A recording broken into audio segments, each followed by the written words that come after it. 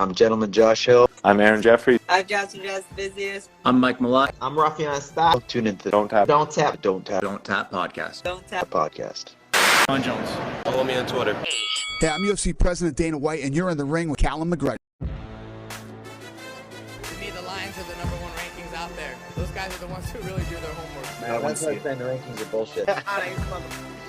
From Canada. Got a really high fight IQ. But this fight, I'm telling you. Okay, Donttap Podcast, UFC 289. We are back again. We dropped an early picks podcast where we broke down a couple of spots early with Uncle Weezy when there was really no lines at all out. Now there's a little bit of over-unders trickling in, and we wanted to bring in Billy Briz. And Nick and I wanted to go over our lines again and see if we sort of switched on lines or doubled down. Let's bring in Billy Briz. Billy, what is your first pick for the evening? Yeah, it wouldn't be proper of the UFC to come back to Canada without featuring Mike Malott on this card. I mean, he's definitely the ace side in this matchup, and one that the UFC is trying to promote here in this spot. So it makes me have betting interest. I don't really care about the price tag as long as I know the dude's going to get his hands raised. That's what I really care about. And he showed more of a finishing ability of recent, dangerous on the ground, and his striking has definitely been developing. So one may ask, why isn't Mike Malott a minus 400 favorite in this spot? I mean, Fugitt's riding a lot of momentum in this spot. Malott has yet to win a fight that's gotten out the second round. Eventually, throughout his UFC career, as he takes steps up in competition, I definitely think his striking defense will be his Achilles heel. But I think Malott is more than enough.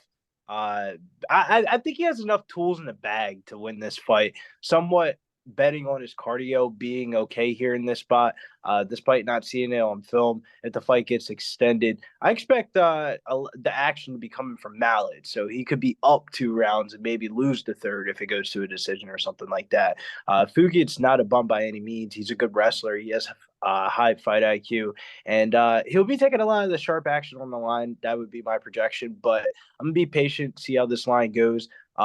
In a weird way, I hope this line gets worse, if that makes sense. Sometimes on these pay-per-view events, you see a lot of public action, a lot of sharp action. Like Malott goes like minus 215 to like minus 250 or 275 or 300. That's Mike Mallott's definitely going to win this. Yeah, for me, I was trying to stay off at least to some degree. There's a couple of spots in the fight that I'm looking at. In talking with him, he had broke down when he fought Mickey Gall. It was more, although he felt he was decent on the ground to be able to go down with him there, he knows that Mickey's win condition is the backpack. So he's willing to stand in there and bang and actually even get in the pocket, but then create space with those hooks. It's something even Fugit actually noticed in I guess, doing tape on him a lot, how he's able to go in the pocket. He does take one or two and gets hit, but he creates that space and catches you with those powerful hooks. And then moving into the Lioness fight, he didn't want to have anything to do with Lioness's power. He felt like he could bang with him, but he didn't want to. It just didn't make sense, right? So he kept the distance using those kicks, forcing Lioness to try to force the distance, to close the distance, and then takes him down. So in this fight, I asked him, I said straight up, how do you really honestly see you winning this fight? And obviously, he's not going to give me the straight answer, but he did say this. He said that with Lioness, there was distinct one thing he had to stay away from. It was the power. With Gull, it was the backpack. With Fugit, there really isn't anything specific that jumps out, but he did say he is well-rounded and at a certain level, so he is going to respect that. Now, I don't know if you're going to see a little bit more out of him a lot, where he's not going to jump in and try to capitalize on something like he usually does, because he doesn't really see a distinct thing that he's, going to try to counter. So I think you're going to probably see him sort of be a little more patient in this fight. I think this fight could go into round 2. I could be wrong. You go and just steamroll him. I don't know. But I think, honestly, this fight could go into round 2 based on some of the things he was talking about. I like Mike Malott round 1 and 2. I don't know what the line's going to be. It's not out there yet.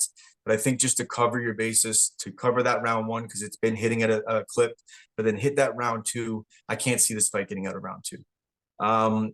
Also, with talking with Uncle Weezy, we had the violence parlay that we had built. So half of the violence parlay is out already. Oliveira Dariush under 2.5 is minus 166. Malott Fugit fight doesn't start round 3. Will be the second half of the violence parlay that will see if Billy puts his stamp on as well too. I love it. As much as I like Mike Malott, I feel like the under 2.5 would be the spot. Yeah, so if you look at the under 2.5 right now, it's minus 245, and the best line you're getting on Malott right now is minus 210. So I think the under 2.5 probably covers both your asses anyways. I like the fight doesn't start round 3, man. Wait for that line to come out, drop your parlay then, because I don't think that the under 2. Do you think the under 2.5 from Oliveira Dariush is going to get juiced, or do you think that it's going to sit at -166? Because if it sits, wait for the fight doesn't start round 3. If you don't, then just hit it now.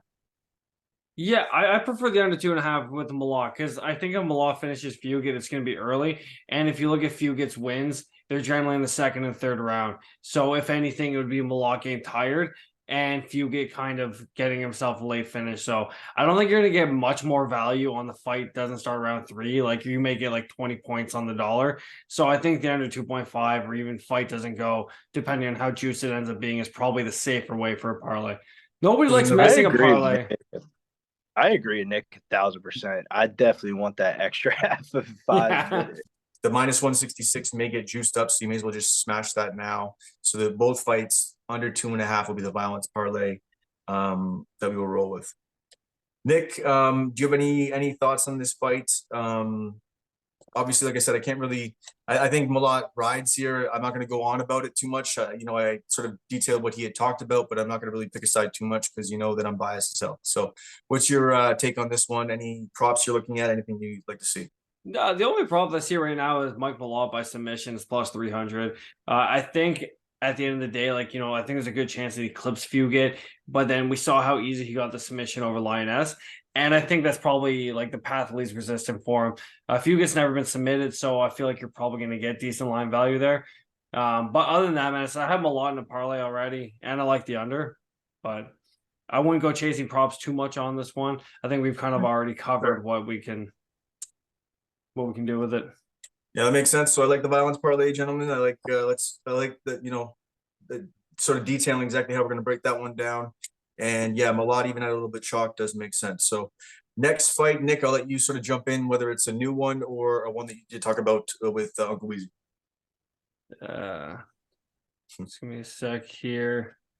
Yeah, so I'll go to the other side of the parlay. Just as a point out, I have Malott, Blake, and Roundtree in a parlay, but Roundtree fights obviously off at this point. So to talk about Blake, I just think that he's going to beat Kyle Nelson everywhere. Like I understand that Kellen put out a nice video today that was very well done. I was just trying to mess with you. It's your favorite band, and it's someone that you're fading that's Canadian. So I thought I'd just mess with your soul. I know. It's hyped by the video. Yeah. It definitely made me change my opinion, but not enough for me to change my pick. I just think that at the end of the day, man, Kyle Nelson, he's never really shown me anything that's made me overly impressed. I know, like with Blake, he didn't quite get his opponent out of there in his last fight where everybody thought he would just come out there and dismantle Young. But he also showed me a lot in that fight where, he's durable. He's able to go the 15 minutes. He will keep shooting for those takedowns to keep landing the combinations, and he's capable of mixing things up. Where I see Kyle Nelson as the type of guy that if he doesn't get his opponent out of there or he can't control the pressure, he kind of just gets frustrated. So I like Blake a lot in this spot. And the line reflects that, man. He's a -230 favorite, so. Yeah, I mean, for me, obviously that's when I was staying off, but I think that Uncle Weezy did make a little bit of a good point, just for the level of competition as far as, the pedigree, like at least as far as the volume of high level competition that he's had. Nelson being faded at +190, depending on where that line goes, man, that's an interesting thing for a KO prop. But yeah, no, I get it with the builder sort of side, how everybody's sort of leaning towards builder, but at the same time, he's just, what is he, under 10 fights right now? Yeah, he's fairly young into his career. I don't know, man. It just feels like one of those, what do they call that again over at that show? What is it, apple pie shitter? It just feels like one of those. I know, I'm just fucking around. It definitely does feel like one of those. But once again, another bias scenario, so don't take my word on that one. Go with exactly what your instinct is and stick with your guns. In a weird way, Colm, I kind of agree with you. On paper, you first think about the fight, you think Blake Builder would smoke Kyle Nelson, and then you really start thinking about it, and you're like, man, Kyle Nelson, it feels like that's been the narrative for his last 3 to 4 fights, and he gave Billy Q a run for his money, he gave Jai Herbert a run for his money, and all those fights were juiced to go under 2.5, and I remember losing a lot of money betting unders on Kyle Nelson fights. In a weird way, I could see this being if Builder doesn't get Kyle Nelson out of there, I could see this being a greasy split decision. If you really break it down to the X's and O's, I think Kyle Nelson's a little bit more experienced. He might have a little bit more finishing upside, and he's the more physically stout person in this fight. And he might have better cardio. So it's just like, I don't know. I like Blake Builder. I think he's a good prospect, but you're getting damn near plus. You're probably going to get plus 200 by fight time on Kyle Nelson. You're gonna have like plus 210, and a guy that throws everything that he throws is damage, or at least he tries to damage you with everything he throws. He's high level Muay Thai, right? So I don't know, man. I just think that that's just a scary prospect. Some people are even parlaying up Builder, and it's just this fade narrative, right? You get a bunch of cappers talking about it, a couple of YouTubers doing this and doing that. Everybody gets funneled through, and then all of a sudden one guy is so shit and they fade him. And I know that, once again, I'm biased on the flip side, but I even found myself buying into the fade of other guys in the past, and it's burnt me. And the apple pie shredder could be there, so I could see it, man. Nelson could also look to the grappling, but Builder does sort of bring a little bit of chaos, and Nelson's been a little more reserved lately. So Builder brings chaos, like one of the two, like one of the other is going out. I think that there's going to be counter hooks there. I think Builder's slided to get something there. I don't know, man. Definitely interesting. I feel like the biggest problem with Blake Builder betting on him at this price tag is that he's low volume. Granted, like if you look at the Shane Young numbers, they look a little bit better than what the film actually showed. If you rewatch that fight, it wasn't like Blake Builder was throwing everything in the kitchen sink and the shit was coming fast and he was coming in furies. I don't know, man. I feel like Blake Builder is good, but he's not great. And you and Uncle Weezy aren't doing your job, man. You and Uncle Weezy aren't doing your job. You're supposed to talk us off our Canadian bias, and you're leaving out threads and little things to pull on to make some prop bets out there. So, but yeah, no, I'm with you, man. I like Kyle Nelson in this fight, man. I'm gonna have to do a little bit more research and see about the props and stuff like that. But pre-flop lean would probably be Kyle Nelson here in this spot. Based on what go ahead. Yeah, no, I see it. So the way, then Callum knows this, the way I do my tape studying is I don't look at any lines. I do all my tape study, and then I write down who I think is going to win, and then I look at it. And for me, it's just, I said, Kyle Nelson to me, he's got everything, all the attributes that people say, but it's, it's like last week, man, where the whole world jumped in on me and Gaffarov, and I had a decent bet on John Castaneda. I'm sometimes the world sees something completely different than me. And, that could burn me, man, because I got a decent bet with Builder and Malott. So, but I'm just going to let you know, I'm going to invite you down to a barbecue in the summertime at House of Champions. We'll see if we can get you down there, and you can hang out with Diana Belbita and Kyle Nelson. Look forward. Can you get me the over 2.5 shirt? Because that's exactly where that fight's going. I'll take the takedown pro. But anyways, we'll get into that later. I will jump in with a spot. I'm gonna just double down on my dog of the week. It was actually Uncle Weezy who brought it to the table as something that he was looking at. I don't know how committed he is to it now, but I think that he, even watching Stat Takers, he presented a couple of points that made me even solidify my thoughts. Although he was sort of saying, Jasmine, in marching down her opponent, does get tagged quite a bit. She doesn't go anywhere. She doesn't get tagged. She doesn't get she doesn't get phased, and she keeps going. And then I watched more tape on the Natalia Silva fight. I watched Miranda Maverick's footwork, and I know that it's not that this is a hot take, but the footwork is so different. And the reason why Jasmine couldn't get to Silva was because of her footwork and her cage work, just getting off the cage. She was circling off the cage really well and countering her. Maverick's not going to be able to do that. If you look at this line right now, it's plus 260 at Bwin. Maverick's there to be taken down, man. She was taken down once by Barber, twice by Jillian Robertson, and 7 by Blanchfield. And I know that Blanchfield is a beast, but I'm sorry, but Jasmine's wrestling is really, really high level. It really is. So I know that she didn't get to close the distance. I know that a lot of people are all over her striking, but I think we're getting distracted by the striking. I don't see this playing out on the feet a lot. I think this is going to be on the cage a lot. I think this is going to be on the ground. It's going to start on the feet, but I don't think it's going to stick there. And if you're going to tell me that this could wrestle, there could be some greasy situations on the cage and then some work on the ground. I'm on Jasmine, man. Her takedown defense right now is 72%. I know that Maverick's been taking people down, but she took down Sabina Mazo and Shanna Young and 9 times in those 2 fights, which is great. She went to D1 Maverick. She's not going to take down Jasmine. She's going to look to try to keep it up and strike with her because that's her win condition. And Jasmine, that's going to play almost into the situation for Jasmine. By Maverick maybe not mixing it up, Jasmine's going to be able to take her down. And I just like the line, man. Plus 260. And even looking at maybe Jasmine by decision, I don't know what that line's going to be at. But, man, I just think it's too wide, and I think it's disrespectful. Do I think that if these two women fought 10 times, it almost splits down the middle? I honestly do. I think this is closer to a pick'em. I just think because Maverick has had a little bit more of a pedigree, a little bit more, wrong word, a level of competition compared to Jasmine. The line's so wide. But if this is a wrestling match, it's not plus 260, and this is going to be a wrestling match. At least that's what I think. So I got Jasmine as my dog of the week. Weezy was sort of leaning that way, at least as a pick. And we'll let Billy jump in. Billy, what's your thoughts on this one? I just don't like the line. I think Jasmine is a huge live underdog in this spot, but the problem for me to pull the trigger pre-flop is it's not even about the attributes or the style of the fight. I just think there's a lot of win condition for Miranda Maverick in the first round, meaning like, how do you attack a live betting opportunity pre-flop on a UFC fight? Who do you think is going to win the first round? I think Miranda Maverick wins the first round probably like 60, 70% of the time.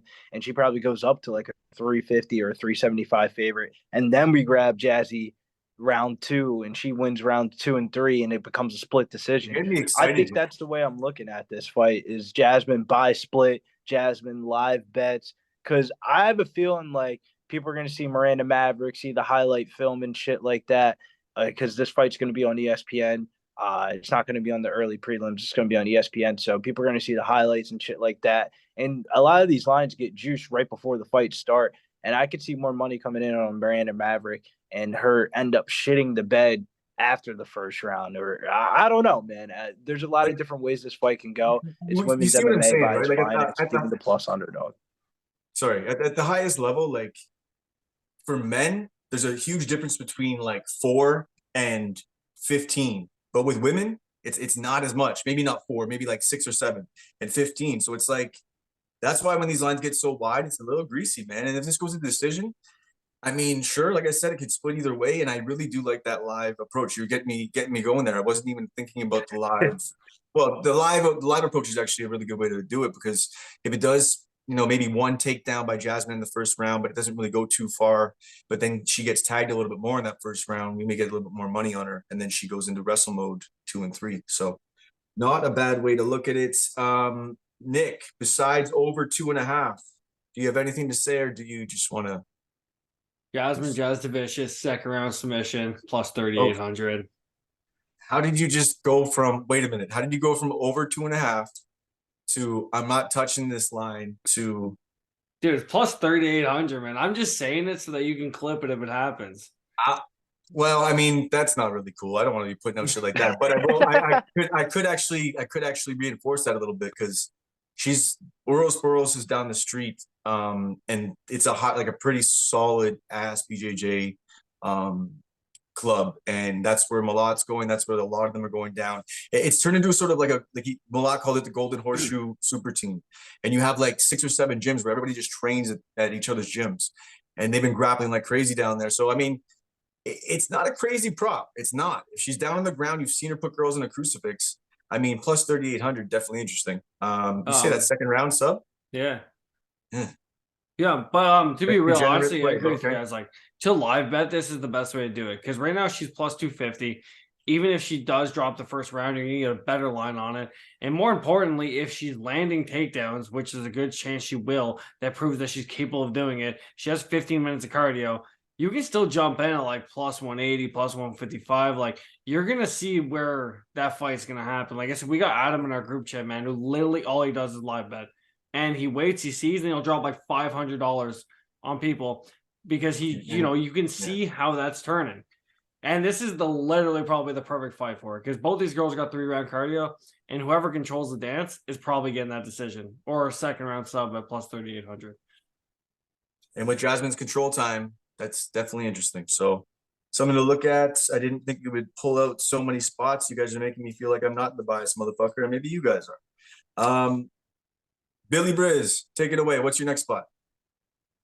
Yeah, I love Nate the Train. He's one of my favorite UFC fighters on the roster. But you got to know the fighters that you love. And this is a horrific stylistic matchup for Nate the Train and a huge step up in competition. While Dan Ige might not live up to the 50K nickname of recently, that doesn't disregard his resume at all. I mean, since his Dana White Contender Series debut in 2017, he's fought the who's who in the UFC, and the public's going to see that he's 2-4 in his last 6 fights. But look at those 4 losses: Calvin Kattar, Chan Young Sung, fucking Josh Emmett, Mozart Evilov. I mean, that's fringe top 5 or top 10. I mean, Landwehr has shown some durability concerns. He's been dropped in 50% of his UFC fights. Landwehr might be one of the most hittable fighters in the division, and Ige holds a lot of power in his hands. Ige is going to continuously find the chin of Nate Landwehr. I honestly think that Ige gets an early knockout on Nate Landwehr, or it's Landwehr coming alive late in the 3rd round in desperation, trying to find a finish after from being down in the fight.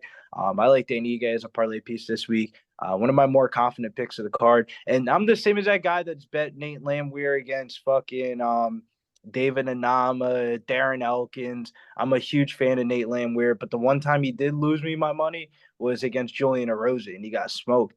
And that shows sometimes that he gets, it takes a little bit for him to get going. And if that's the case, if you're fighting Dan Ige, that you're going to lose that fight. Can I didn't want to interrupt you, but I because it's not for me to jump in with anything that I have to say as far as this breakdown, but the over under, I want you to jump on it if you want to right now, because the way you're talking, you're going to look at the under. The under is minus 105. Under 2.5. Yeah, I like the under. Yeah, so I wanted to stop you just because I was like, get to the window now, because that's probably, I don't know if that's going to stick, because I actually think that although Nate the Train everybody thinks that could go over, I think that Ige is a bad matchup. I think that volume from Ige is not a good thing, and it's going to be interesting. I know that Nick, you want to jump in on this one. You were more on the Nate side of things.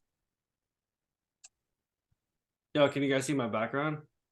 Oh, Nate the Train, baby. I already bet Nate, man. I think Nate's going to control the pressure, man. We talked about this on Kawezi too. I thought this since I saw this fight. Dan Ige wins fights where he controls the pressure. And the first round KO, as you said, is live. But I don't think he's going to like the pressure from Nate. I think Nate's constantly getting better. His submission game is constantly improving. And I think at the end of the day, like, his durability is what's going to shine here. I think he's going to shoot for takedowns. He's going to land the cleaner shots. And Dan Ige is going to be looking to counterpunch. So I said, I already got a bet on Nate the Train. I said, Mama didn't raise no bitch. I'm excited to see another post-fight interview. Because honestly, it's the best part of watching Nate Landwehr fight. And yeah, man, I said he's my dog of the week, but honestly, I could see him getting clipped early. I will admit it's a very live possibility, but I like Nate the Train, baby. I feel like in UFC specifically, when you put money on something, you want to know what the game plan is. You want to have the confirmation of the game plan. And like with Nate the Train, you put money on him, you just know he's going to fight for your money. But man, some of those fucking, some of the feelings that, some of the antics that he does, like having money on him, huge plus money against David Anama, and he's fucking yelling at the stands, raising his arms and shit, and then he gets clipped. Like, those are memories that don't leave my mind. Horrible fight IQ, man. I don't know, man. And we're in Canada, in Vancouver, first time in a minute. I could see him doing some dumb shit, talking to the fans and getting punched in the face by Dan Ige. There's a lot. He reminds me of Kevin Holland when it comes to like fight antics inside the octagon. Very talented, but you never know how they're gonna react with the crowd and stuff like that. And I could definitely see Nate the Train doing something stupid in this fight. But stupidity is how he's got this far in his life, so he must be doing something right. Nick, any counters to that, or I like that you guys went back and forth. That's going to be fun as fuck to clip. That's going to be a good one. I like that. Yeah, I'm not. That's why it's good. I like it. It's good to have both sides of the coin and good breakdowns. But yeah, I mean, really, that is the one thing about Nate the Train when he's a dog. It's nice to have a guy who fights for your money, but I get the idea of the paths, right? And let's see, like, maybe because he's smart, right? Because Chan Sung Jung completely controlled Nate the Train, or not Nate the Train, sorry, Dan Ige. And if you think about it, like, yeah, Chan Sung Jung, he's a much higher level fighter. But also, in retrospect, he's at the tail end of his career, too. Like, that fight happened not that long ago. And I think Nate actually has great wrestling. He doesn't use it as often as he should. But if he can't land takedowns, man, I'm gonna fuck with you here, Nick. I'm gonna run a narrative on you. They're both on the tail ends of their career, maybe taking that last run at the top. Yeah, Nate the Train wants to just put on a show, and he drops Ige. Instead of jumping on him to wrestle and do what you want him to do, he calls him up, and Ige knocks him the fuck out. That's how I see it going, Cal. I love Nate the Train, but man, I'll stick with the under 2.5. Punch for punch with Dan Ige. Man, Minus there's not a lot of 105. people in this division that are going to win that fight. Under 2.5. I'm leaving this up. Nate the Train's my fucking soul animal for the rest of this podcast. Okay. You I can join love Nate the Train. You can go hang out with Brian Petrie at the MMA Takes podcast. We'll chill over here. All right. That's not a slight at you, sir.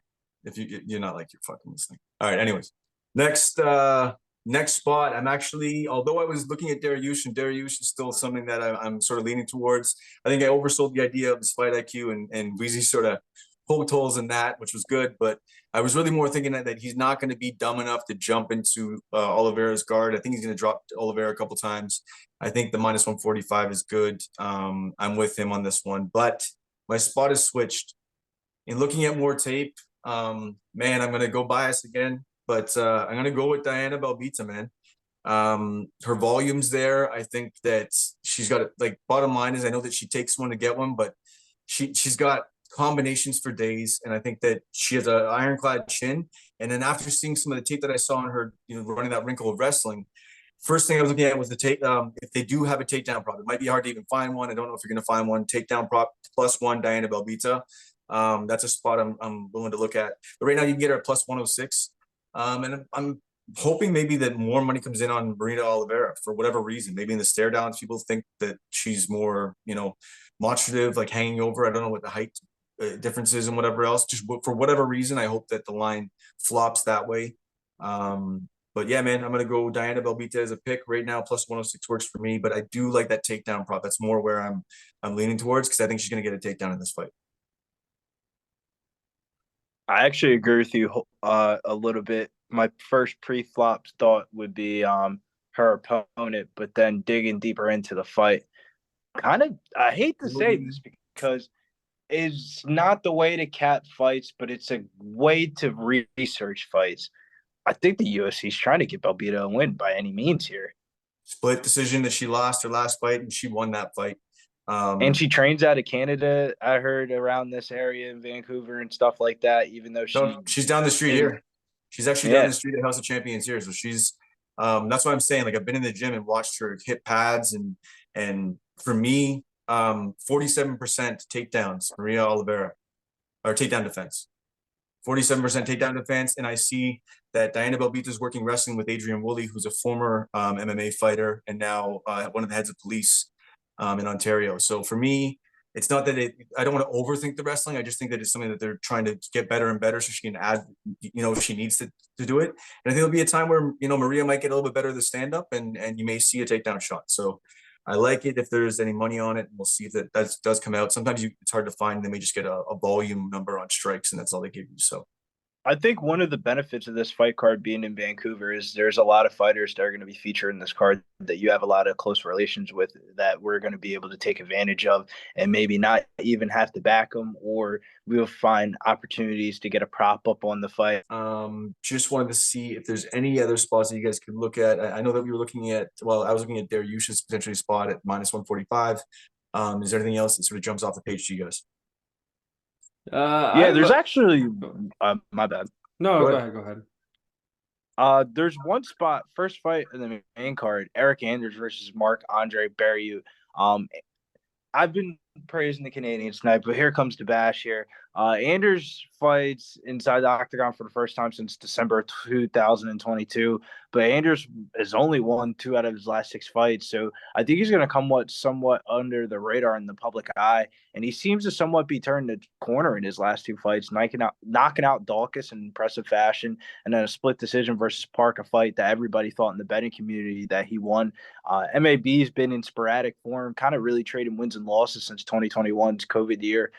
He'll be the hometown favorite in this one with a respectable price tag, so it looks eye-appealing to the public, but he's beaten the lower level of the division, Dalsha Lugumbiagala, Jordan Wright. But when he takes up that step up in competition, he gets finished by Chidi Njokuani and Anthony Hernandez. So while I expect this to be a closely contested bout that has on paper more than likely to go the distance, give me the underdog money on Eric Anders here. He's a way more dangerous fighter of the two in this matchup. Starting off the main card with a quick underdog. I wouldn't be surprised if Anders actually gets an early knockout on MAB in the first round and we cash an Anders KO ticket. Is Anders right now training out with those Philly boys right now? I heard some rumblings about that. Is he? Let me check his Instagram, but last time that I checked his Instagram, it's fight ready. Obviously, he has sort of switched from the idea of, grabbing the hips and leaning into the fence, but it's still there in the back pocket. That's why I think Weezy was looking at potentially as an over. Maybe Barrio presses forward, Anders sort of grapples him a little bit, mixes it up, and maybe puts him out late. For me, it was more of a stay off, but I wasn't shooting. I think the overline is a little bit juicy, though. I would not want to bet the over in this fight because I definitely think Eric Anders has more enough capabilities to knocking out Marc-Andre Barrieu. I really think he's the way more dangerous fighter of the two, and he has a lot of upside at that plus money. Yeah, I think if you match these guys up and you look at the plus money, I think there definitely is an upside there, and it's just a matter of Anders of maybe 3 or 4 fights ago shows up. I doubt that, though, because there has been a progression, so I can't see that, but for me, I was more looking at an over-under side of this. What about you, Nick? Is any definitive side on this one? I think it was Weezy that had mentioned, actually, that he was potentially in Philly. I could be wrong. To me, this is going. Can't hear you. Like with Eric Anders, right? Eric Anders is very good at taking that fight, slowing things right down, and making it super greasy. I think a lot of this is going to come down to who's stronger in the clinch, because we know that Barrios is going to have the pressure. That's kind of how he approaches fights. But a lot of times what Eric Anders will do is he'll get pressured and then he'll grab a hold of a guy and he pushes him up against the fence. And then, you kind of have these fights that go back and forth with the cage control. So it's one of these fights that I think you probably tackle a little better from a live betting perspective. I think if Barrio wins, it probably is a decision. So you also have the decision no action bet on Eric Anders, depending on how juiced that is. Because he's only been KO'd once, and as much as Barrio gets the name like Powerbomb and stuff like that, I don't think he really comes in with like the most lethal power. Like even in that Jordan Wright fight, man, like Jordan Wright's been KO'd by absolutely everybody, and Barrio hit him with a bunch and then ended up submitting him of all fucking things. Like, so I don't really rate his striking to be that good or that powerful. So I kind of lean Anders just because I think he's probably getting the hometown rub, which is why he's the favorite. But if you look at that line, it's closing. And like some books, it's only at like plus 100 now and stuff like that. So a lot of people are seeing it in the same perspective as you guys. I think Eric Anders is probably my favorite underdog of the week. I think there's a lot of value on that. If I had to line the fight, I would probably line Eric Anders as the minus 125, minus 130 favorite if they're in the UFC Apex and this wasn't in Canada. Mm-hmm. No, I do have to agree because that's like Barrio, man. Like he's good, but as you point out, like the little step up in competition really never looks good on him. So, and the guys are they going to give a Quebecois a little bit of a rub in Vancouver though, depending on the judges? Canada or no Canada, who knows? So that's Canadian stuff. Next line I wanted to bring up, and the last sort of spot I was looking at was Imavov. I didn't talk about this one yet this week, have I? No. So Imavov, I actually was able to jump on it because it didn't actually move right away, minus 125. I just think that Chris Curtis, the path has been shown how to beat him. I think it's not, like I was saying before, it's not pretty to be able to have a guy sort of run away from you and try to stay away from that power. Try to point fight you from the outside, landing some kicks, landing some jabs, and then maybe 1 or 2 takedowns. I think that, with Curtis, he gets frustrated, overcommits, trying to really land those body shots. And normally I'm on the other side of this. Normally I'm fully with Curtis. I just think Imavov, it's going to look like what Imavov did to Buckley. I think that's the example that we could sort of see. So yeah, man, I just think that Imavov's aside in this one. I just think he's going to be able to just run an outside game plan, be able to sort of frustrate Curtis, dance away from him, because he'd be dumb not to run that game plan. That's the way to beat Curtis. There's no point in playing with a guy who can box like that and run body work like that. So I know that Curtis is live blade after working some body work and his opponent gets a little bit gassy, but I think that even Imavov takedowns, because Curtis's takedown percentage is so high, I think Imavov is actually going to get one or two. I would even be interested in looking at that as well too. That's pretty much it for that fight. As far as anything I was looking at, Nick and Billy, what do you guys think? I think the value's gone on that fight, man. Like Imavov right now is sitting at like a minus 155. Like earlier this week and last week, it was close to a pick 'em. Yeah, it was kind of all over the place. The over 2.5 is right now is minus 160. I think that's probably the way to play this fight. I side pretty heavily with Imavov. Like I don't even hate the line it's at now. It's just once again, you see value, the value's gone. I don't want to put money on it, but I think Imavov probably dances around him. Like the script's been written how to beat Curtis. Like don't engage in a firefight, point fight, and keep your distance. And he gets flustered and he starts throwing a little bit recklessly, and it's just he needs to be able to land those counters. So I like you. Judges don't like that either. They don't like to see temper tantrums in the ring. It just doesn't appear that you're winning. So yeah, I disagree a little bit here. I think Chris Curtis, when it comes to shouts to Lane Picks fights, he's the one that gave me this one. Always bet on cardio, and I think the cardio between the two is no question in doubt in the Chris Curtis favor. Has the experience advantage, and he's probably going to land more strikes per minute. 5-round fight, maybe this would be a little bit different or something like that. Maybe Imavov might, revenge his losses. But 3-round fight, who's to say Imavov doesn't come out too hot and time goes off the clock a little bit quicker than he expected, and Chris Curtis just lands the more strikes. I also think the fact that Imavov fought Sean Strickland, who's Chris Curtis's best friend, that has to help him in this spot. He's going to be pretty much prepared for everything that Imavov's going to throw at him. And the fights that he's been really prepared for, like Brandon Allen is a former teammate. Phil Halls is another person that he's seen that in training. Kevin Gastelum wasn't a person that he's seen in training, but Buckley was. And all the people that he's seen before in Vegas and he's trained with, he smoked them. So I don't think he smokes Imavov. I'd be more interested in probably the overs and the time props in this fight. But give me Chris Curtis here, man. I think he's going to continue the loss train for Imavov. I think this is a bad fight for Imavov to take. That actually is a very good point that Curtis probably has been a part of at least 2 to 4 camps for Imavov.